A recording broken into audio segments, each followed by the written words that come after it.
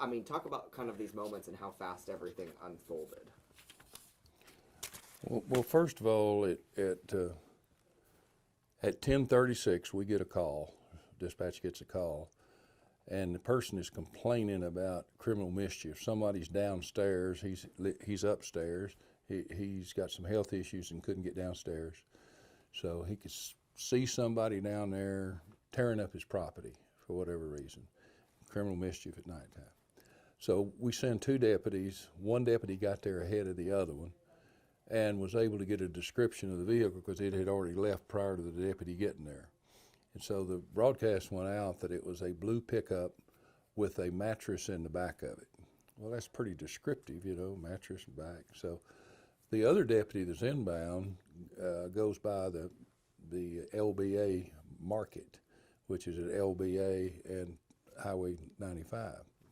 And as he goes by the market, he sees a black pickup, not a blue one, but a black one, parked in front with a mattress in the back of it. So he pulls in behind the person, kind of blocks him in, gets out of his vehicle and walks up there.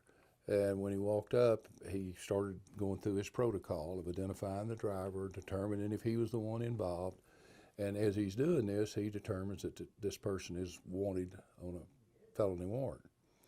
So as he's checking on stuff, he steps back, and the driver, which is Michael Stark, turns with his pistol and fires 3 times at him from the driver's seat, and then slid across the seat and exited that passenger side and run. The deputy gave chase and discharged his weapon at him.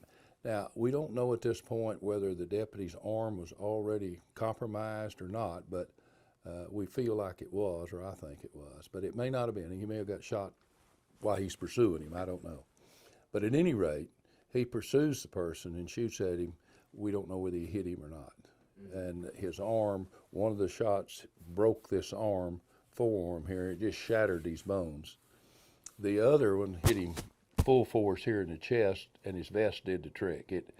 Now he's bruised, and he had some bleeding behind the vest, but it did not penetrate the vest. And in the back, he got hit right about here, and the vest did what it was supposed to there. So he's just real fortunate to be alive. Mm-hmm. This isn't something that happens very often out here.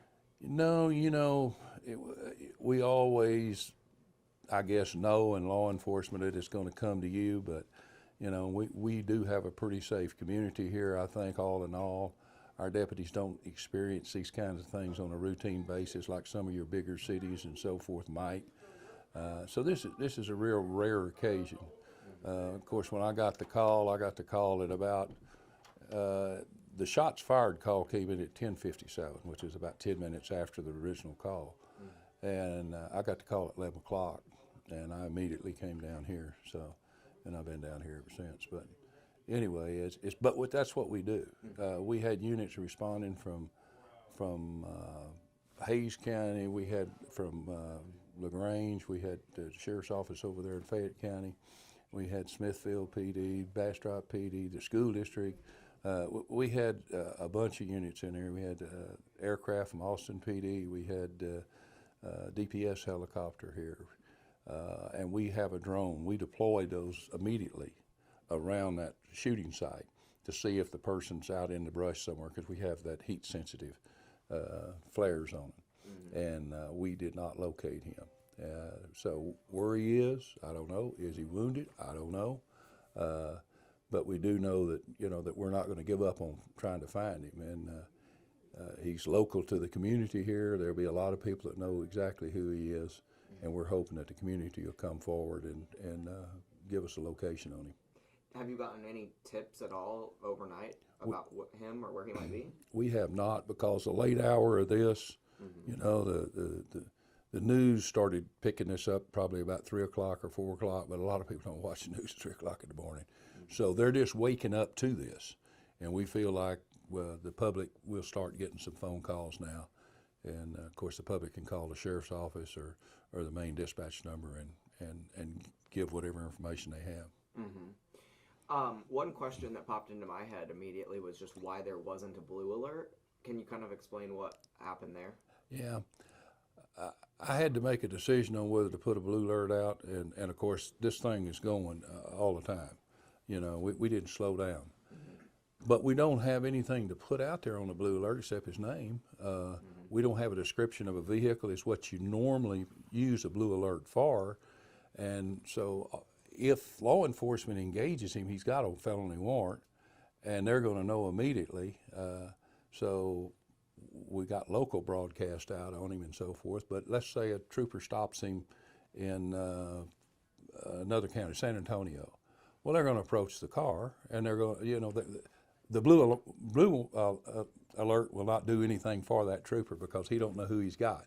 He's not going to. Because the car was still here. Yeah, the car. We got the truck, and it wasn't even his truck. It was somebody else's truck. Was it stolen? No, he had started working for someone, and they had loaned him the truck. So, and but here's the irony of this thing. Whenever we pulled up on that black truck with the mattress in it, it was not the right truck. And so when the deputy went up to investigate, he found out this person's wanted on a warrant. So now he's going to take action to arrest him on the warrant, not on the disturbance.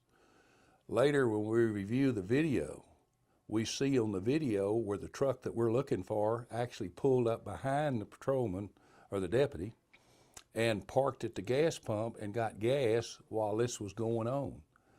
And I don't know, that's just a crazy thing, but that's what happened. I mean, we can see it clear as day on the video where that truck, and it's got a mattress in the back of it too. So what's the Michael odds? Came up and got gas first. No. Oh, a different. No. The black truck pulled up to the front of the market, the LBA market. The deputy pulls in behind him. While he's there handling that and getting shot at, apparently a pickup pulls up at the gas pump that's a blue pickup with a mattress in the back of it, which was the one involved in the disturbance, we think. But we see that on video. The deputy didn't know it, and the deputy never knew it. And none of us knew it until we saw it on video. So it's kind of a strange thing that something like this would happen, but that's what deputies do, and that's what law enforcement does. We investigate. We don't always, a black truck, a dark colored truck with a mattress, how many of those are running around out here? You know, that was pretty good evidence that was our truck, and it turned out not to be. That's wild. It and is that was wild. while that was all happening. Oh, yeah.